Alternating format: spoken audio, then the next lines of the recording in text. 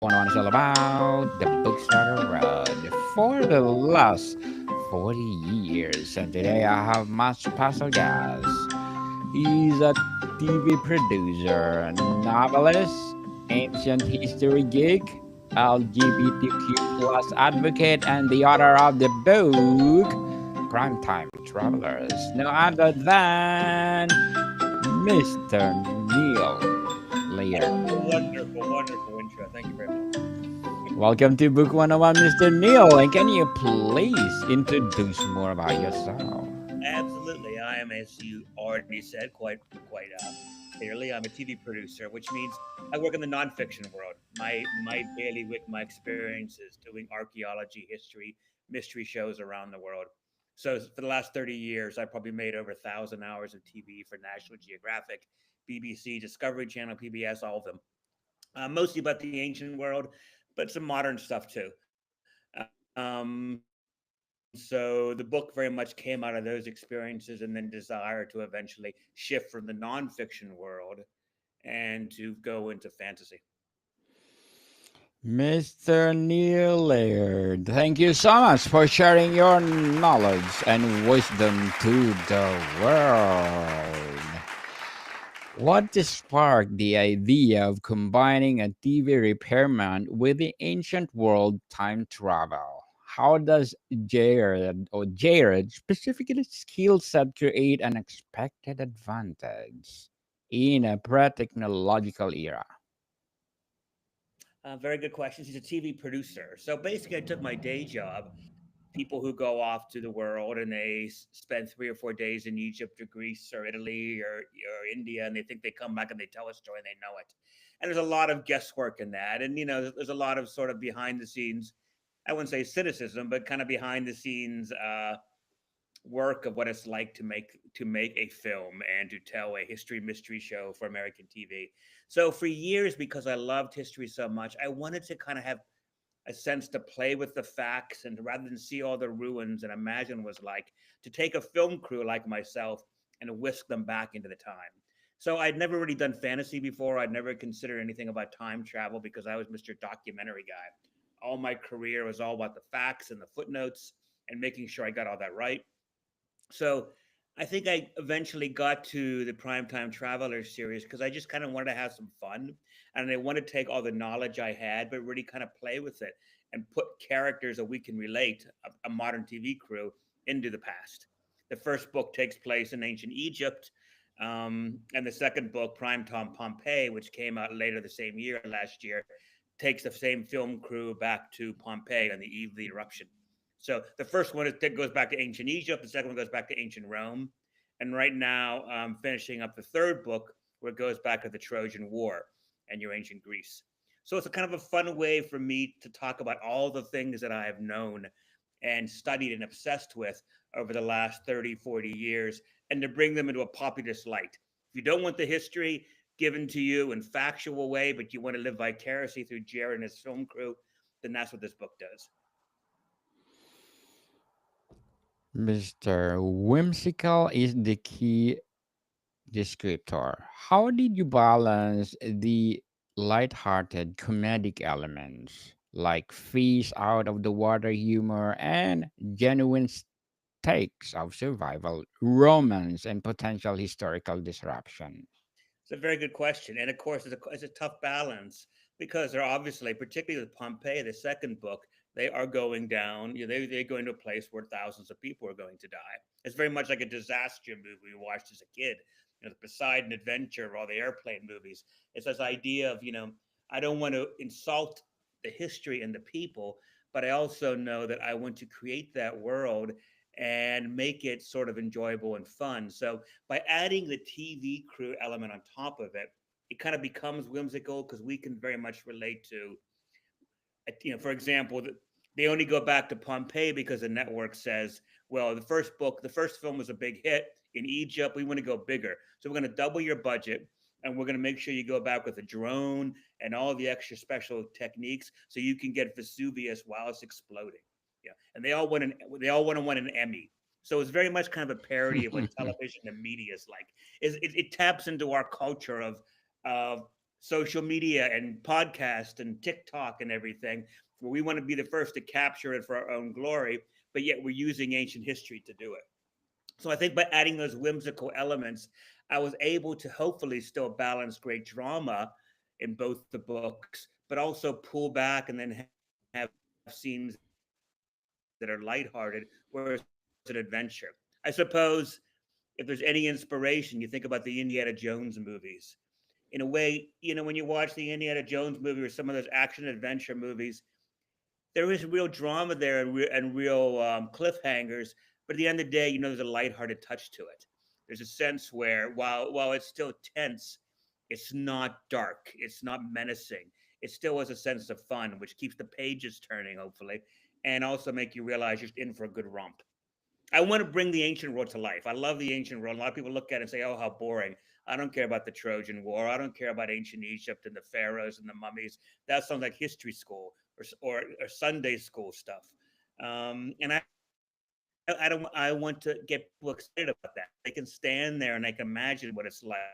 So the first book, the second part of the book is the film crew has to go into the Duat, which is the 12 hours of the underworld to retrieve a lost mummy, or they don't get back home.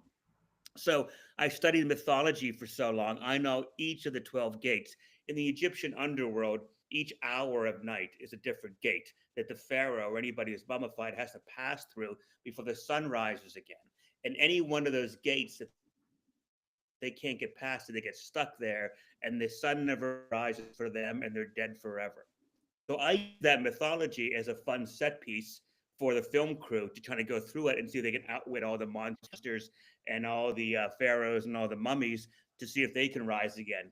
So, it's a way to bring mythology, it's a way to bring history, it's a way to bring ancient history and epic poems like Homer into a populist way where people can enjoy them without feeling like they're having to think too hard.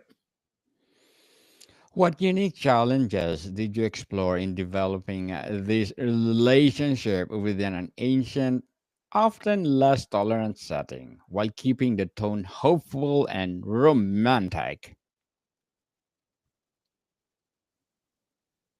It's a good question, and one of the key things that I brought in both of my books is that I'm a gay writer and filmmaker myself, and I wanted to bring strong, positive LGBTQ characters in it. And one, because I don't see that represented when you go to a movie. You don't see people who are gay or lesbians be just lesbians or gay. They always have to have an issue. It has to be about their sexuality. I just wanted to make them more matter of fact. And one of the reasons I leaned into that was because, to your question, if you go back to these ancient worlds, you will realize in many regards they're much more tolerant. They're much more open to those kind of things than they are today. So the idea of same sex romance, the idea of labels, those things didn't exist in Greece, Rome, and Egypt like they do today. And the perfect example I give for that when people ask that question is one of my favorite sites I've ever been to. I shot a film about it years ago for Discovery Channel. Is a place in Saqqara in Egypt called the Tomb of the Brothers. And Saqqara is that famous step pyramid. If you ever seen it, it's one of the earliest pyramids ever built. We're talking 4,500 years old. And this tomb was found in 1964, and Egyptologists then called it the Tomb of the Brothers. But you walk through it, and it's very clearly two gay men who loved each other and were buried together for eternity 4,500 years ago. And the key thing isn't it's not a question of just that there was same sex love. It's also that they were allowed to be buried in the shadow of the king in the elite necropolis, which means it was accepted by the top tier of people there. It was accepted by the society. It didn't matter who you loved or how you thought. And I wanted to bring some of those things into the book too, to talk about how sometimes we think progress is always moving forward, and while we are much more tolerant in some things, we're a lot less tolerant in others. So people tend to think that anyone who came before us is more primitive, that Egypt and Rome weren't nearly as sophisticated as us. But you look at what they built, and you look at how they loved and what they wrote, and you realize it's not true. They were just as open in some ways, and they were of course closed off in others. Slavery was everywhere, so clearly it wasn't like a Shangri La. But I wanted to talk about the things that people didn't know about the ancient world and humanize them to make them feel much more and the more relatable to people today, so it doesn't feel so fine.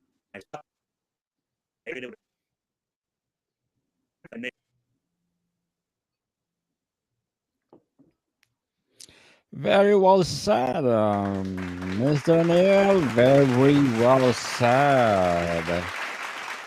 And what are the rules or delightful absurdities governing the portal travel in this story? And how does the mechanics influence the plot and Jared's choices? Good question. Anytime you write any kind of fantasy, you have to have your rules, and you got to stick with your rules because your readers will point it out. They say, "Wait, if they went through time travel this way in this book, how come they didn't do it this time?" So the whole setup here is if you go to an ancient Egyptian tomb, there's things called false doors in the tombs, and they're wonderful because in a way it already is a portal to the past.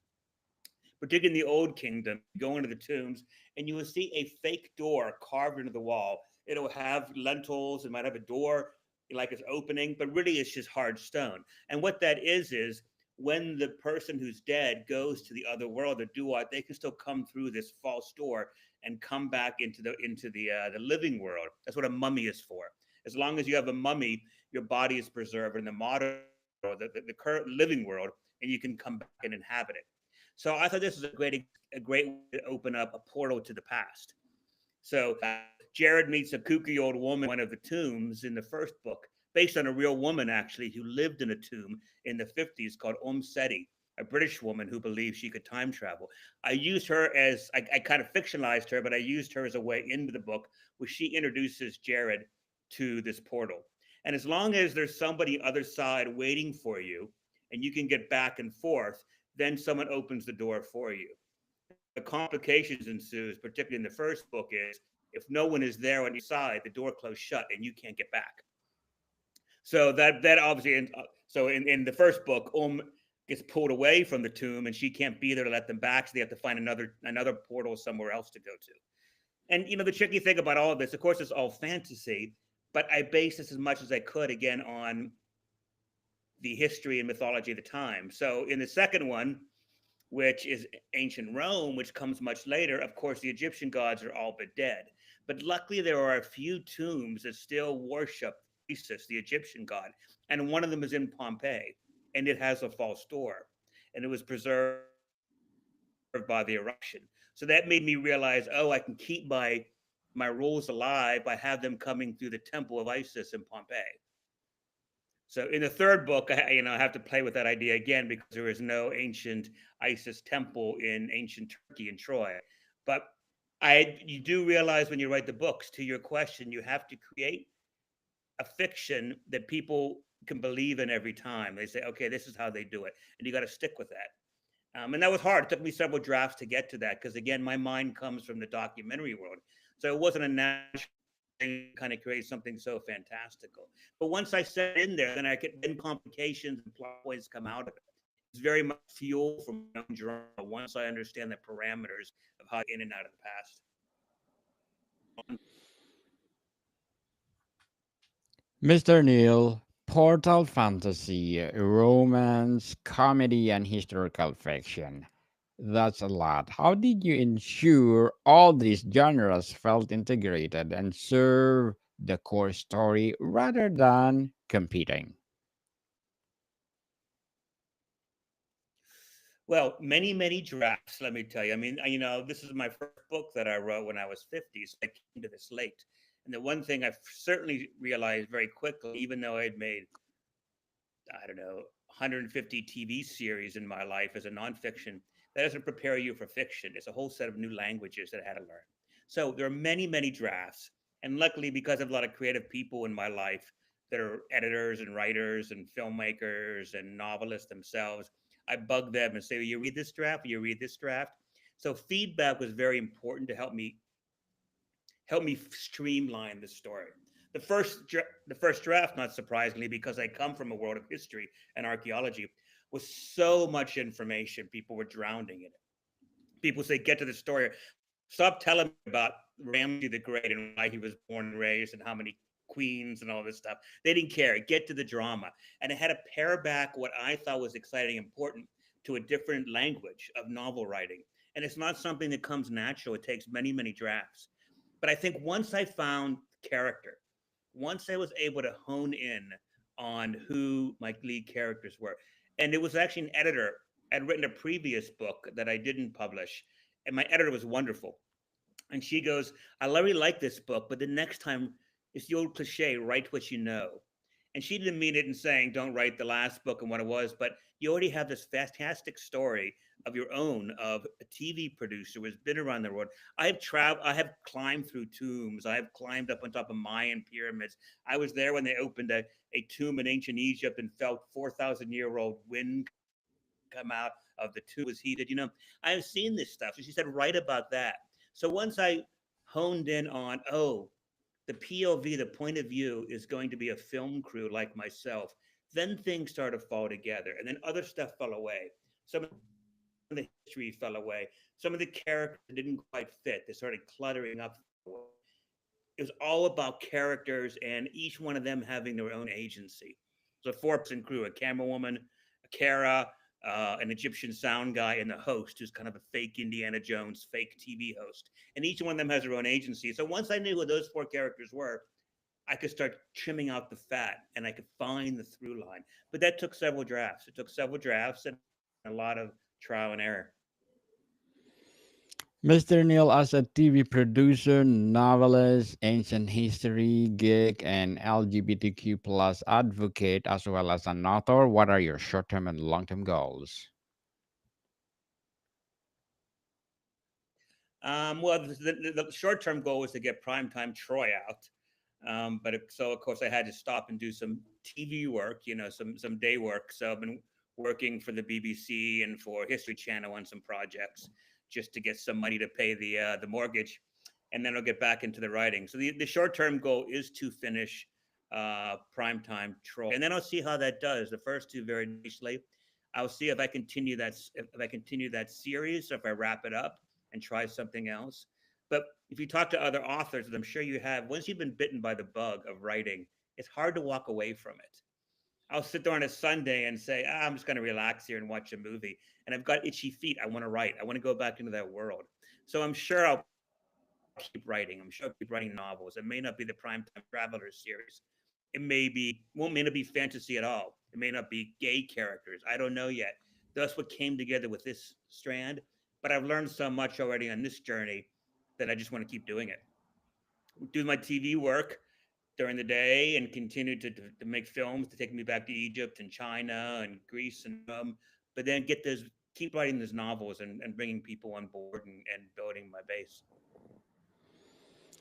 Good luck to your goals, Mr. Neil, and looking forward for more success. And what would be your piece of advice for those people out there Thank you.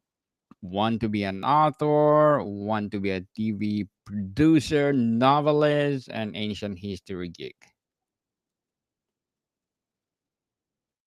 I would say two things. One is don't wait. Don't wait until lightning strikes, until you think this time is perfect. Whether it's to take that trip and get inspired by what you write, or to get out the computer and start writing the first page. Don't wait, and also don't be afraid to fail. You will fail. Your first drafts will be garbage. The first film you make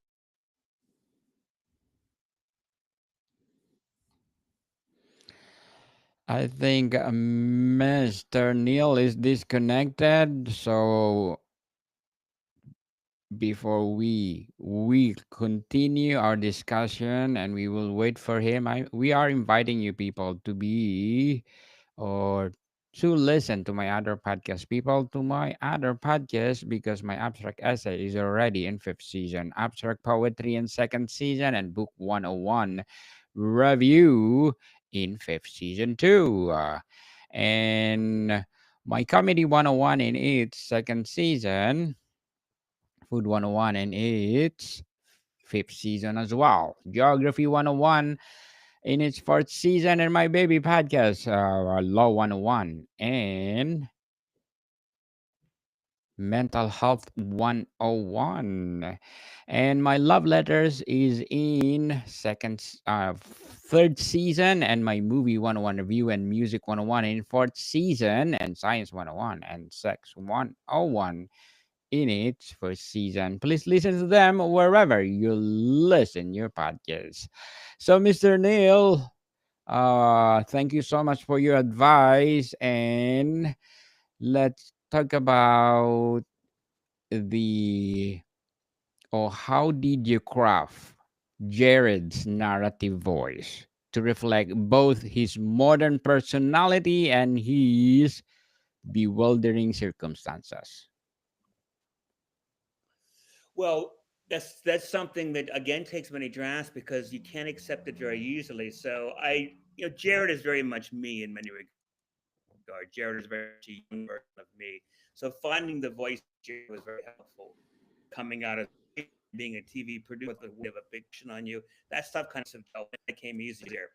But also too, I realized you have to people are going to live vicariously through Jared going back into time. So you have to believe that he's bewildered as well.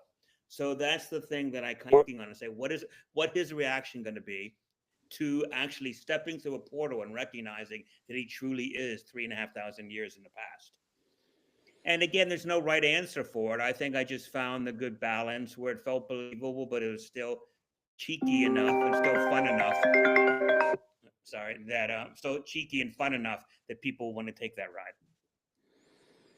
Well, Mr. Neil, before we wrap up our discussion for today, I'm inviting you people to please do grab or listen to my one of my audiobooks. People, audiobooks, because my book 101 review volume 3 is on Audible. Book 101 review volume 2 selected, and book 101 review volume 1 highly recommended. These are my first episode or 100 episodes of my first season. And of course, my climate change book, Everywhere Unraveling Climate and Our Race to Restore Balance, and my self help book, Threads or self help books, Thread of Existence, Weaving the Tapestry of Life. Life is too short, a journey of discovering of fulfillment and joy.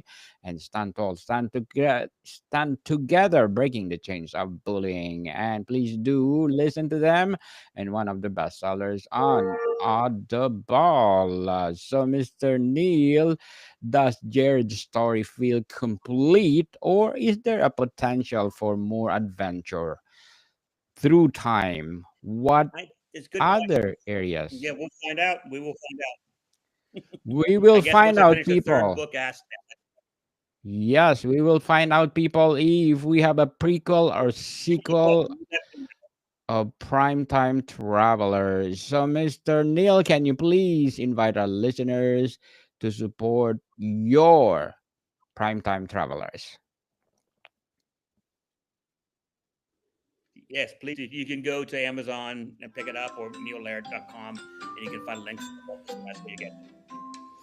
Yes, people, let's support Mr. Neil Laird, because if you support him, more and more and more empowering books like this to come, more and more TV series to come. So, Mr. Neil, thank you so much for your time. Thank you for having me. It's a pleasure. Marticon people, see you soon.